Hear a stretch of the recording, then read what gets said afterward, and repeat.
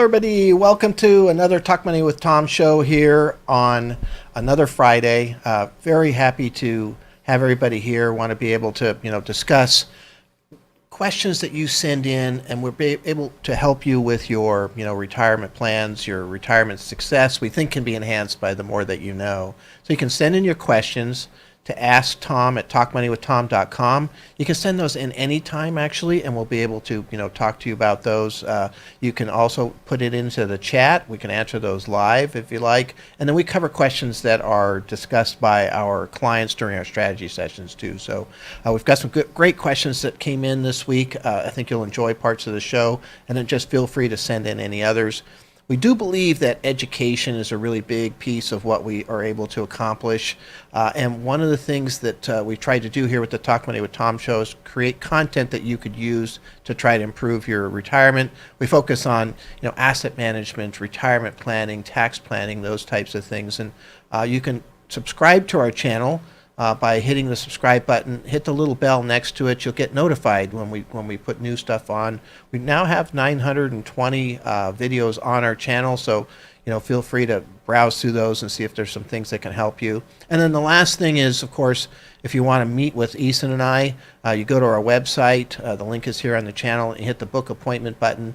And we'll spend 30 minutes with you on the phone or a video call, just to answer your specific questions that you might have that are custom really to your situation. So I hope everybody gets something good out of today's show, and look forward to being able to help you with that.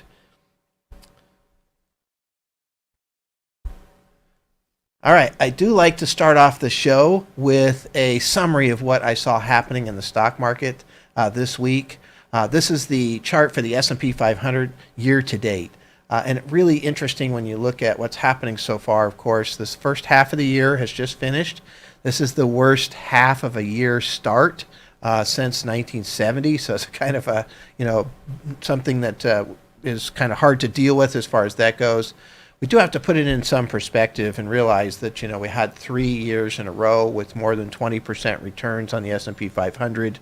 And really a big portion of that gain came from the stimulus that was put out to fight the economic downturn that was going to come from shutting down the economy due to the pandemic. And now we're paying the price for that as they pull some of that money back, in essence, the Federal Reserve by raising rates and lowering their balance sheets and those types of things. So the real question going forward is, where is it going to go from here? And we'll talk about that some too. But if you look just over my shoulder here, you can see this week we've been basically coming back down, giving back some of the gains that came last week and whatnot too. So, that's going to be the different situations as far as that goes. Now, one of the things that's really important to understand, at least from my philosophy standpoint, is that now over the last couple of weeks, we've switched our methodology of investing. I have three main methods. Number one is a trending upward market like we had in 2020, where you have, things really moving. You want to still have a big chunk of your, portfolio, in my opinion, in broadly diversified stock and bond portions, but have more targeted indexes that you're going after, trying to ride these waves that you see and what have you. And that worked very well in 2020. So far this year, market is coming down, but we don't have precursors that I see to recession, at least up until just recently. And so when you look at this, again, I showed this chart last week, but it's super important to kind of understand this. 5 to 10% downturns happen very frequently, 84 of them since World War II. 10 to 20%, there's 29 of them. But look at the recovery time, 1 month and 4 months. And so you really, until you have a recessionary indicator in place, which we now have some, in my opinion, and I'll show you in a moment, the recovery time is very short. So trying to get defensive or moving out of the market doesn't make sense to me when you only have a 1 to 4 month recovery time. You want to stay in there. And in those periods before the recessionary indicators become, obvious, then you want to be rebalancing a high quality, very diversified portfolio, which is what we've been doing all year. So obviously now we have over 20% downturn. The recovery time for 20 to 40%, you can see, stretches out quite a bit to 14 months. And then, of course, if we end up with one of the really big ones like we've had here, there's only been 3 of those since World War II, it's a 58-month recovery time. So this is when you want to be more, defensive as far as that goes. And so, of course, a recession is a precursor most of the times for these big downturns. And so we want to look at the pre-recession indicators. So first of all, if we look back at that last chart, we're over 20%. So that's a signal, actually. Most of those do have a recession attached to them. Not all, but most. And this blue line here is a leading economic index, which I've presented many times. That is now 0.9% off of the high. The gray line there is the actual coincident index, which is where the economy is now. And so if you look at historically, a point in time when the leading economic index was down 1% or more off of its high, the S&P 500 was trading below its 200-day moving average, and the 200-day moving average was going down. You have only 4 other instances where that's happened besides this. And if you look back, one of them was right before the big 73 downturn where the market dropped 48%. Another one was before 1990. That turned out to be a false signal, at least for the stock market. If you look at the 2000, S&P 500 dropped about 45%. And again, this peaked out prior to 2008. And that was a 57% downturn. So that's the concern. It's not a very common situation where you have this indicator peaking out combined with the 200-day moving average situation that's happening with the S&P 500. So that's a period for me to get defensive. That's why we started this. This was released for May on June 17th, and we started to get more defensive with the portfolio. So I just want to reiterate what we're doing and why, because this is very different and actually quite unusual, and we'll see how this plays out. Some of the other indicators are still hanging in there. This is the ClearBridge indicator. There's 12 different indicators inside of this overall. If you look, overall signal as of June 15th is still a green arrow, so it's still expecting expansion. But if you look very closely from the end of March here till now, the June 15th, you're starting to see more and more of the yellow circles and red X's. There's some deterioration that's happening there. And we're seeing the same thing in one of my favorite indicators, which is just the spread between the 3-month and the 10-year treasuries. And so, when the 3-month starts to pay more than the 10-year, that's what's called inverted. We're not seeing that so far year to date. You can see it's still positive at 1.26%. But the trend is troubling to me as it comes down. So far this year, that's the lowest spread between the 10-year and 3-month treasury. So that, it's another piece of the factor there. We'll see what happens as far as that goes, see if it goes inverted or not. Certainly then you'd want to even be more cautious. My outlook is pretty simple here. I look at this as, we're standing on the edge of a cliff, right? And so you're safe in the sense that you haven't fallen off the cliff, but your risk has increased because you're closer to the edge of the cliff. That's exactly how I see what's happening right here. And so what I want to do is kind of put a parachute on, just in case. And that parachute for me is by pulling back some of the stock market exposure that we have, and let's see what happens. If we fall off the cliff, okay, good, we have a parachute, we've reduced the exposure to the stock market.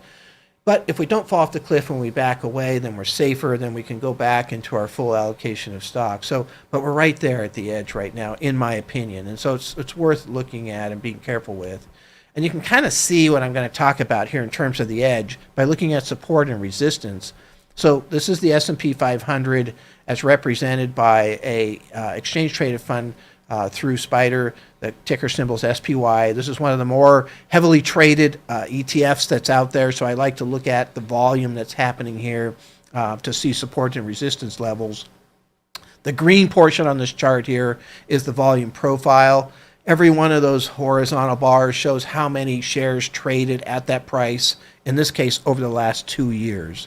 And so I put a little yellow arrow in. You can see what happened this week. We hit resistance that was fairly high, and we failed. We fell off of that resistance and came down. So not enough power, not enough conviction to really, get through that. And one of the reasons I'm okay with getting more defensive right here is look at how much overhead resistance we have. Look at how many big green bars we have to get all the way back to the top.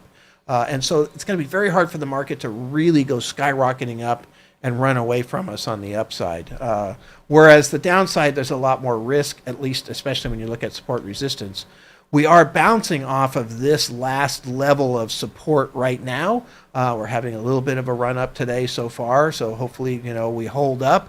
But it's kind of interesting. We're basically stuck between these two, support and resistance. We're in that little category. But my concern is if you look below, there's a pretty big gap in support, right? So we've got this scenario where the market next high level of support is a little over 11% lower than where we are right now. So that's the cliff.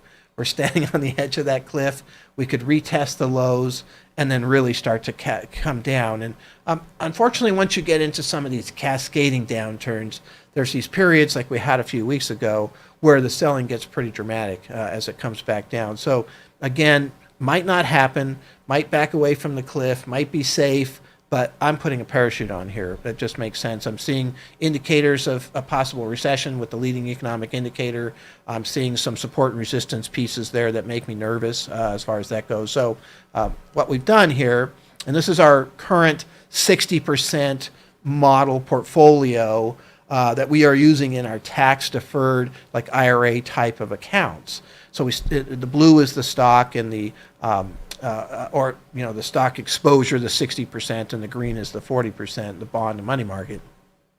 We still have a very big piece of the Vanguard Total Stock Market Index, which I like, but we now have a 22% exposure to a 1 to 3 month T-bill ETF, ticker symbol's BIL.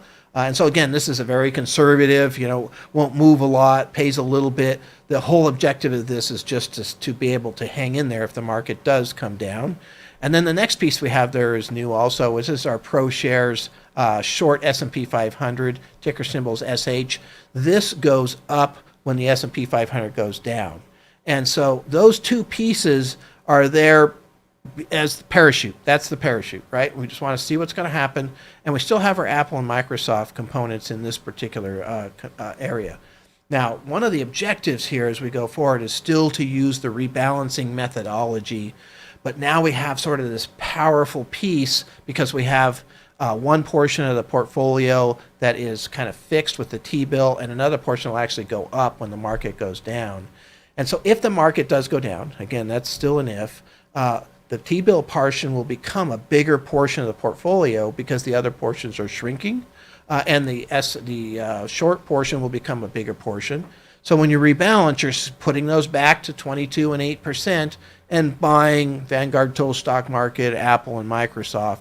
And so I've presented this before, but our methodology for finding rebalancing points, this is the VIX. It's a fear indicator. When the fear indicator gets high, that's when you kind of want to step in, especially with the rebalance, because it's fairly small moves that you're making here.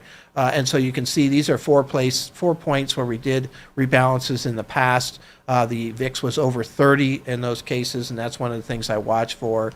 And then I also watch for downside stretch in the price.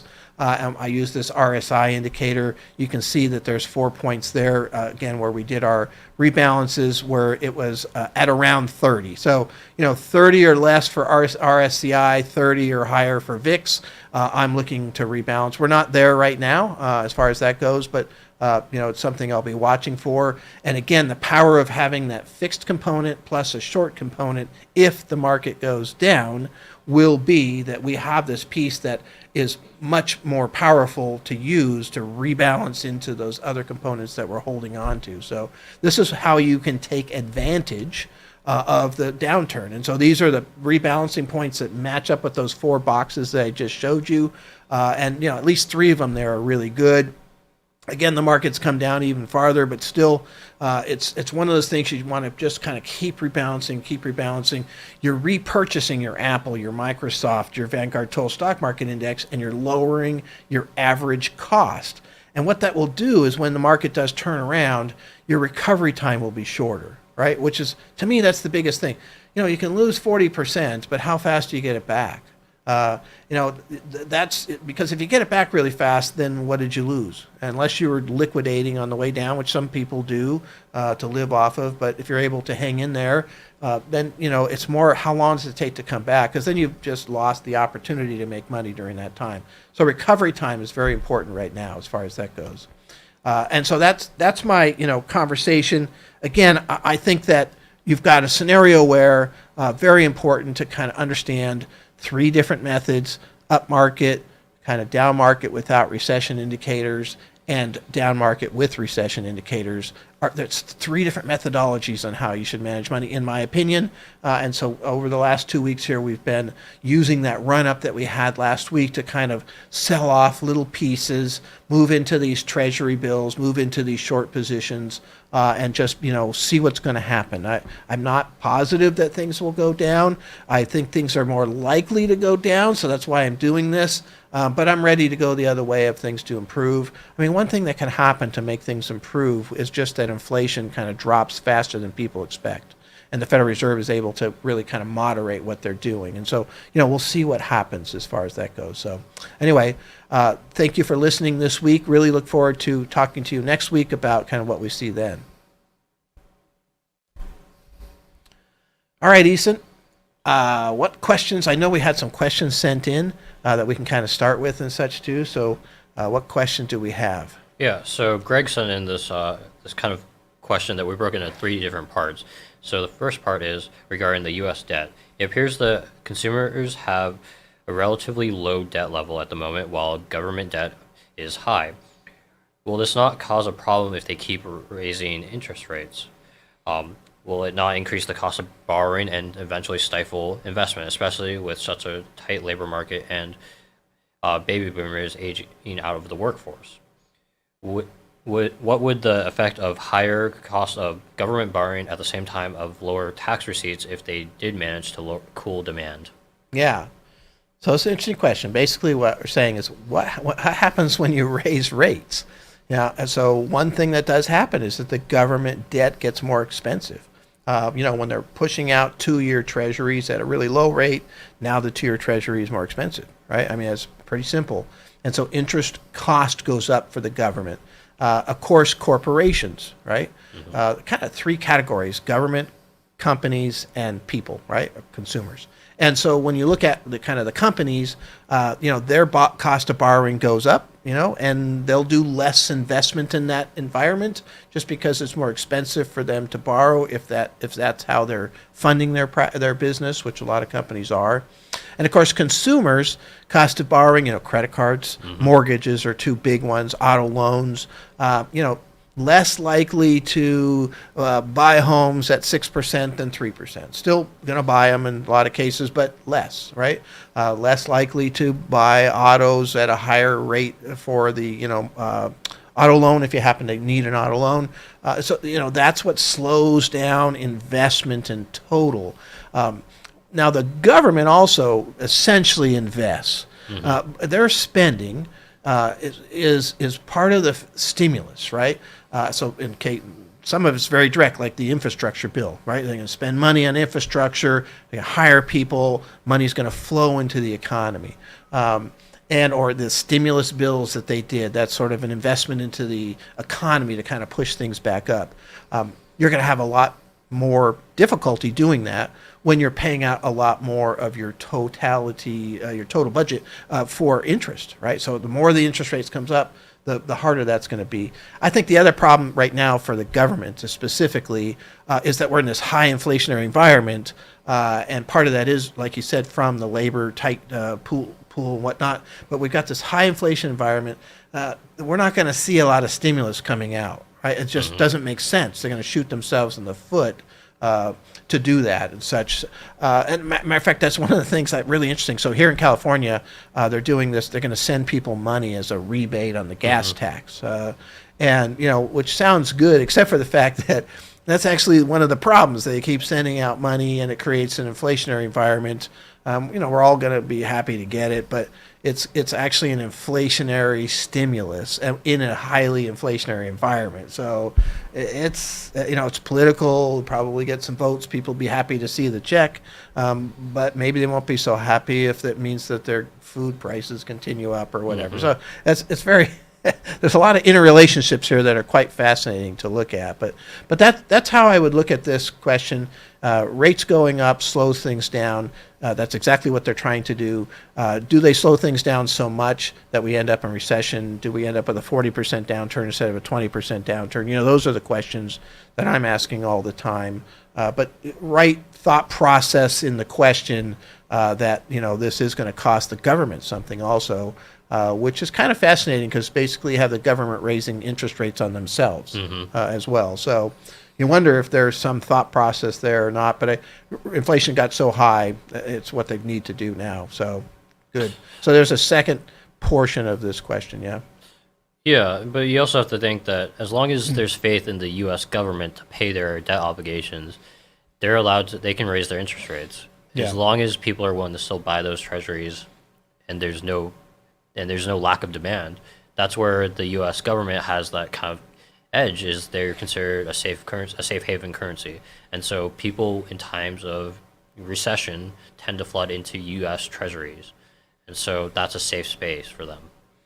Well, that's a really good point because if you divide it up, the government can continue to spend even for higher interest rates or any of those types of things because they can print dollars essentially and issue new treasury debt.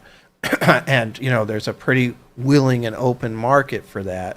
And so even though the deficit might grow and what have you, and it costs more, as long as people are still willing to buy treasuries, and the U.S. is really fortunate in the fact that the dollar is kind of the main currency worldwide. And so that's an area that, we still get money coming in. And because for as long as I've been in this business, people have been talking about the deficit being too high, and it's going to be this massive, problem from that. I still think that's definitely a possibility, but it hasn't happened yet. And the reason is because the U.S. is still seen as a safe haven. Money still comes in. And when things fall apart and, we have a big recession worldwide like we did in 2008, you'll still see treasuries going up because people are buying treasuries. And that's what funds that deficit, which just grew because, the receipts fell, right? Yeah. So very interesting. So the next part is, could you explain yield curve control? I hear people talking about it, but I'm not sure what it is and how it affects everything.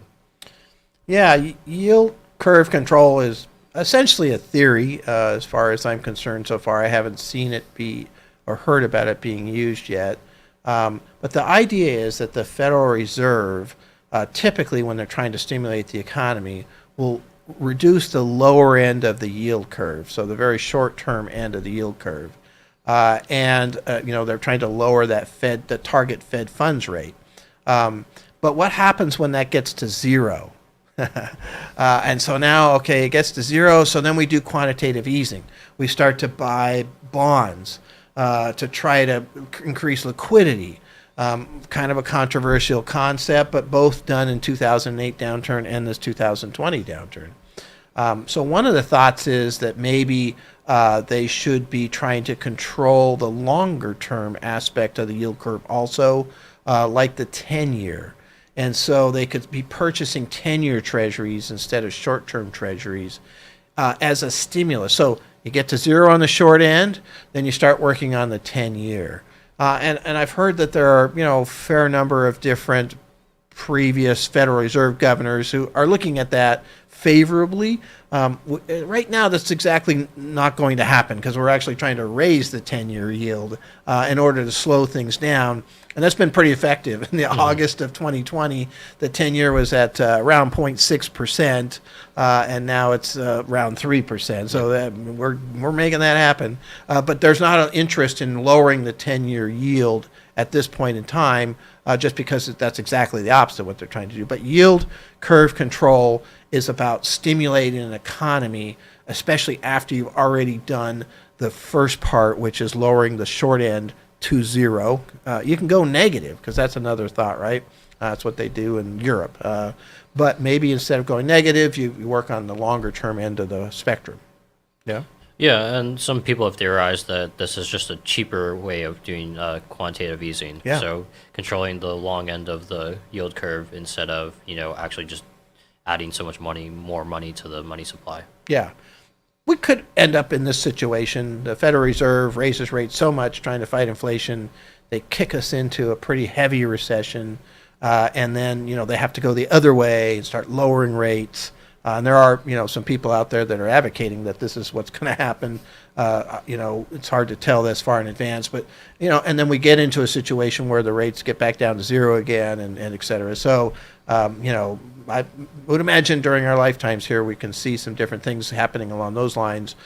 But yield curve control hasn't actually been something they've done here in the U.S. anyway that I've seen. But it is something that they're probably going to look at more seriously going forward. As you said, it might be better than quantitative easing. Mm-hmm. So the third part of the questions were, I'm interested to get your take on Russian oil sanctions. It seems that Russian exports to China have grown substantially. Surely we will just end up paying for the oil that China can now supply into the market, now that they have more access to Russian oil. So I just want to hear your thoughts on this. All right, so we need to unpack this question because it's really powerful. It's really, really fascinating. Because if you think about it, one of the key things that's driving the market crazy and inflation crazy is the fact that Russia invaded Ukraine on the February 24th, and now Europe is trying to pull off of Russian oil, natural gas, coal, right? As they do that, we're seeing increase in price. I mean, before the invasion, oil was at around 80 some dollars. It jumped up to $130, right? And now the European Union has decided that they're going to try to wean themselves of Russian energy by the end of the year. Well, theoretically, that could be a really big run in the price of oil. It turns into higher gas, higher diesel, which could be a real problem for an economy. Because if tons of money is going out for gas and diesel and what have you, because it's everywhere. Every product that you get, requires those energy sources to get to the shelves type of thing or get to your house. And so this is a big, big deal. But what he's asking is, what happens, if China is just picking up more and more of the oil, and then China pushes that oil out onto the market? Basically what he's saying here in this question is Russian oil still flowing? Mm-hmm. The concern is Russian oil is going to stop flowing because of sanctions, but if there's ways around the sanctions. So we did find a really cool slide here, which I'll share with you. So this is like who's still buying fossil fuels from Russia. So the red portion of each one is, crude oil, and then the lighter red is oil products, and then the lighter green is pipeline gas, and the darker green is the liquid natural gas, and then coal is the black. At the very top there is China, big red thing there, buying a lot of crude oil from Russia still. So what happens if they're buying from Russia and pushing that out? I don't know that that's happening yet. I know that they have a huge need for oil themselves, and they might be using it.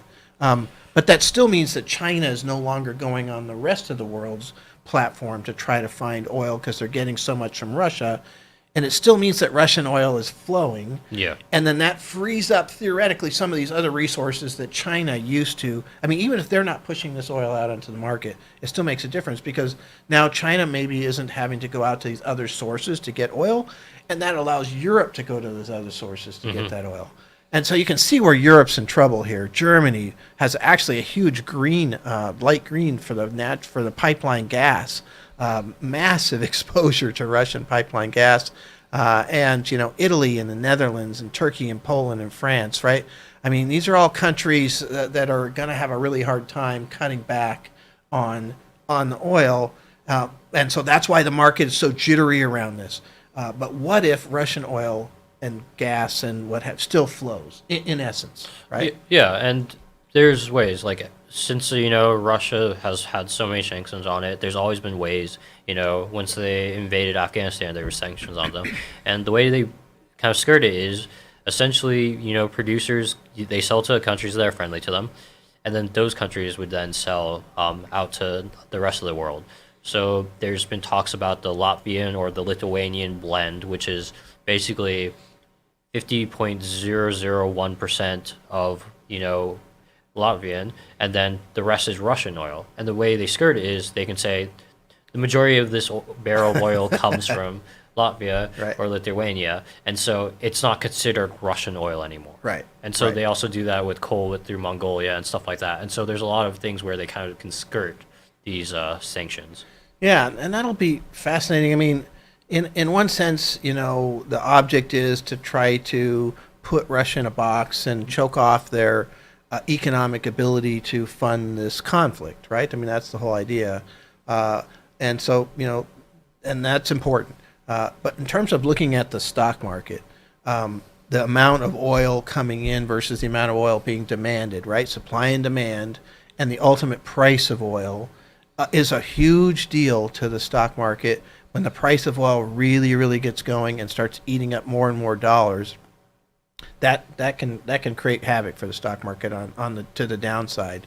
But if Russian oil is still flowing through these different methods and kind of sanction, skirting efforts, it's really fascinating. It's a great question, actually. It's really, really, gets you thinking about what might be happening. Now, oil has come down from its high, and so maybe this is partly why, and just in the sense that, it hit $130 a barrel, for example, and now it's 107-ish or something along those lines.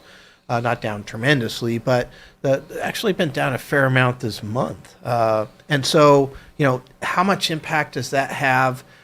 Is that big boogeyman that we're looking at here for, high oil prices and high gas prices really there? One thing that is interesting, though, is the pipeline gas. That's a little harder for me to imagine how that goes, because it's one thing to, have China ship some oil to you, or they're buying it instead of buying it someplace else, and you go to that someplace else. But pipeline gas is a direct connection.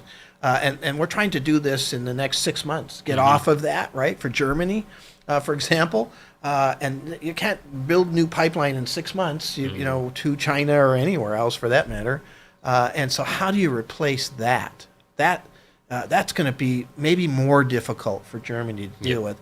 And I read this great article talking about how many of their industries use this gas as either an energy source or actually a feed source for chemical products and those types of things.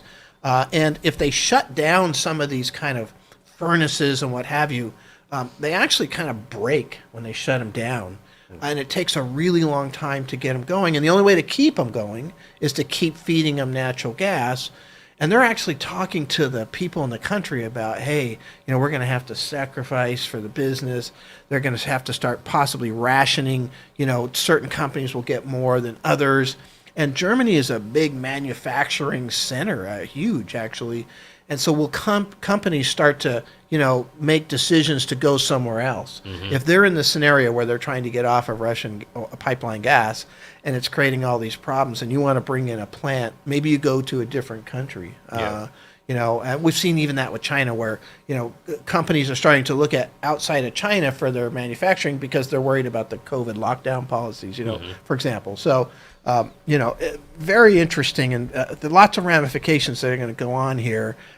It'll be fascinating to see how this plays out, long term. It's a big deal. It's probably one of the biggest pieces of the Ukraine, invasion. So we'll see how it plays. It's fascinating. All right. So that was a great 3-part question. Yeah. What's the next question that we have, Ethan? Yeah, thanks, Greg, for those questions. Those were awesome. So our next question is, are there any stocks that have shown resiliency in this downturn? Any stocks that have shown resiliency? Okay, so this downturn has been a little bit different in some regards. And because technically speaking, in downturns, you look towards utilities, you look towards healthcare, mainly because, people still need both, right? It still goes on. And then you look towards consumer staples. So consumer discretionary things, theoretically, that we don't need right away. And then consumer staples are something, like toilet paper or cereal or certain basic food items and such too. So we did find a really, really cool chart here that I'll share with you. This came from a Reddit user who basically made this chart out of data from Yahoo Finance. And this it's a video. I'll play it. It's kind of fascinating. If you look at the top, you can see the date changing. So this is year to date. So here's January, and you can see The bubble size shows how big the company is, and the motion up and down kind of shows how it's done. We're up to March now. See that? Energy's going up in March. Technology's down a little bit there. You can see some motion and communication services. There's Meta down there at the bottom of the communication services. Energy continued to go up.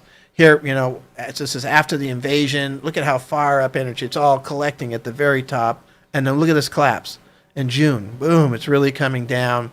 And so there it is, June 30th. That's the first half of the year. Okay, so now if we look at this chart for the first half of this year. So first of all, energy's coming off of that really high point.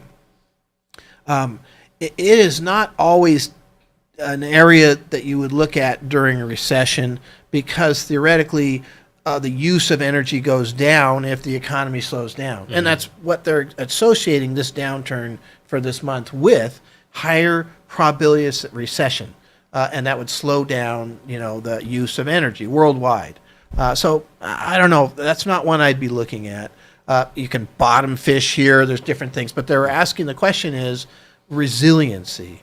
Well, if I go over to healthcare, that's a pretty big spread. There are some big healthcare stocks in there, Johnson & Johnson and such, that are above the zero line, that have shown some resiliency so far. And historically, healthcare has shown some decent resiliency, right? So it's something to look at.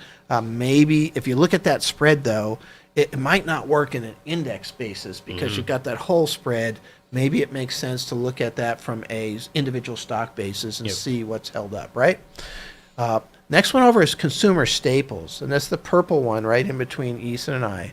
And if you look at that, it's got a decent spread around zero, but if you look really closely, there's a lot of bigger bubbles below zero. That's a little bit unusual, and that's where I would be careful with consumer staples in this market, is just because in a higher inflationary environment, this is these are staples. They don't have as much room to run up the price when their costs start to go up.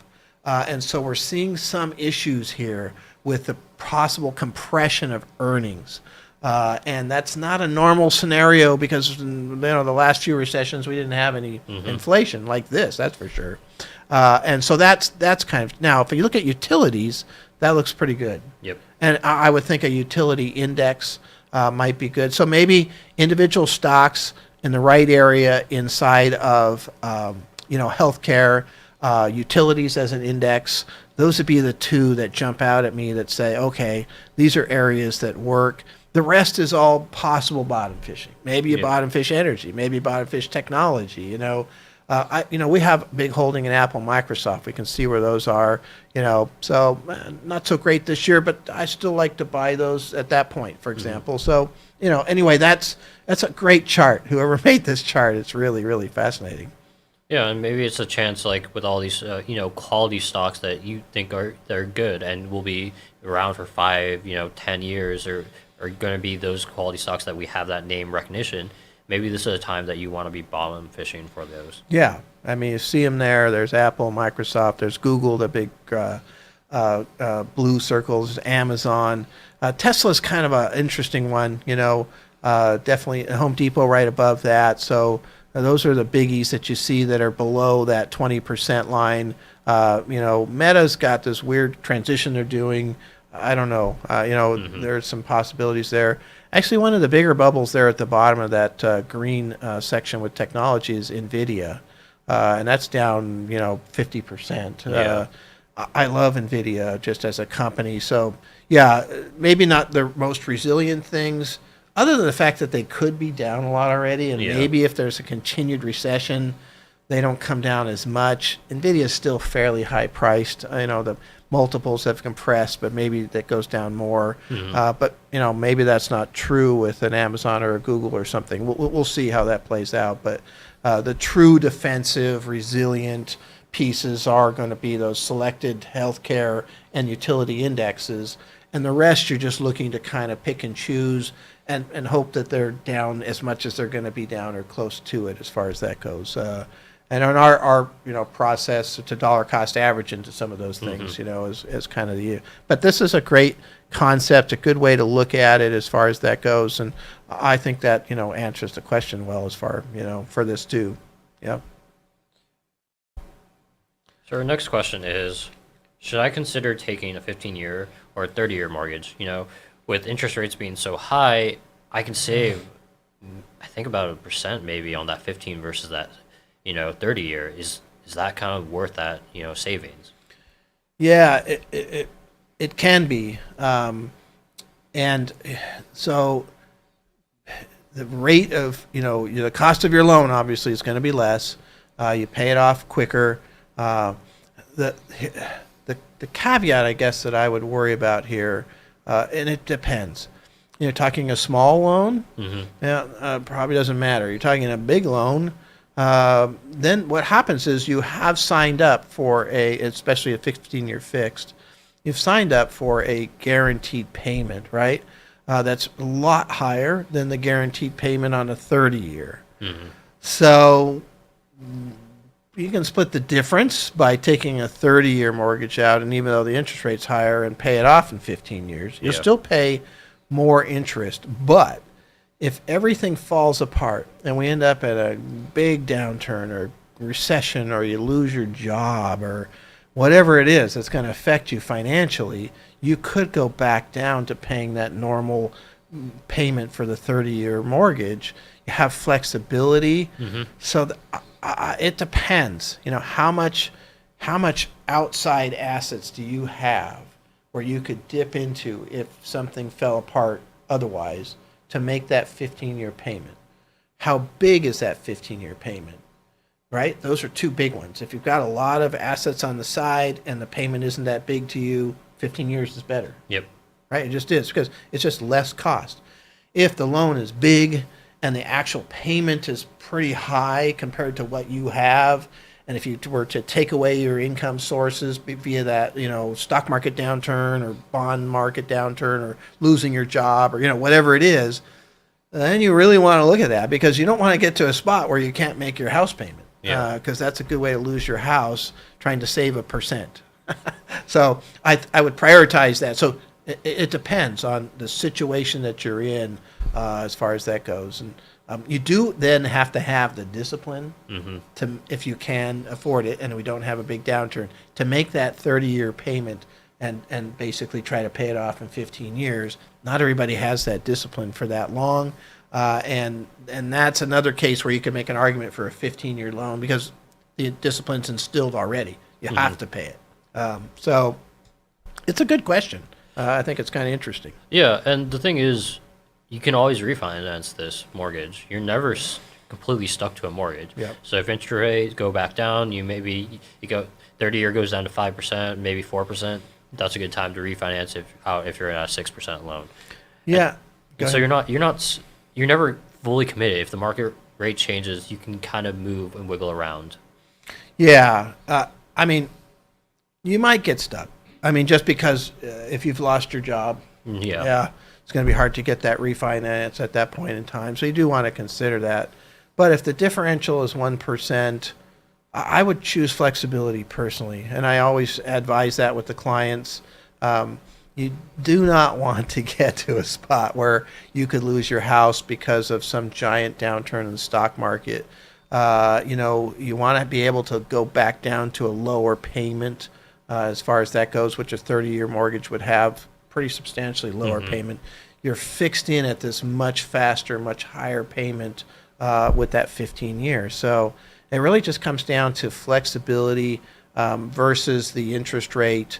And a lot of that is how much flexibility do you need, right? How big is the loan? How much other money do you have? What's your sources? Those types of things. I mean, I've got some clients with, so much income and so many assets and what have you, that no matter almost what happens, they're pretty safe. They could take a 15-year, and even if their income's dropped a lot, because it's a small amount of money, even if it's a big loan, compared to, what they have, right? So hey, that's okay too. So again, it has a lot to do with what your situation is as far as that goes. So All right, so we've reached the end of another great show. Some really good questions today. Had some fun. Hopefully, everybody got something out of this today too, and you're able to kind of join us on a regular basis. Keep sending in your questions. Send them to Ask Tom with TalkMoneyWithTom.com. Send them in during the week, like Greg did. Really great questions. Give us some time to think about it and come up with some good answers. Or go ahead and sign up for our channel by hitting the subscribe button. Hit the little bell there if you want to get notified. Education is huge in your ability to have a more successful retirement. Retirement can be, I think, really one of the best portions of your life, especially if your health is good and your financial situation is good, right? I mean, so we deal with the financial side here for the most part. And then lastly, of course, feel free to book an appointment with Ethan and I. The button's at the top of our web page. You just, schedule a 30-minute phone or video time with us, and we'd be happy to meet with you. So thank you very much for coming today. Enjoy your 4th of July weekend. Really looking forward to seeing you next week. Thank you.